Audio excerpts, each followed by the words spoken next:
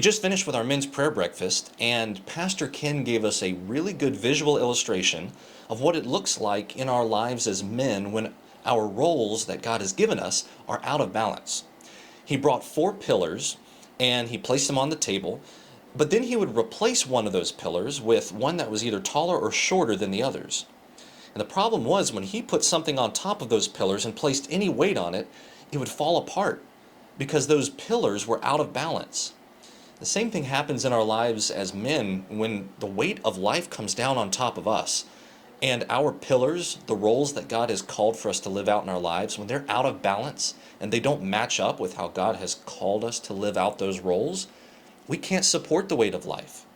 But the good news is that when those are in balance with how God has called us to live them, whether they be warrior or king, father, mentor, teacher, student, when those are in balance, we can support the weight of life because the Lord has equipped us to do so.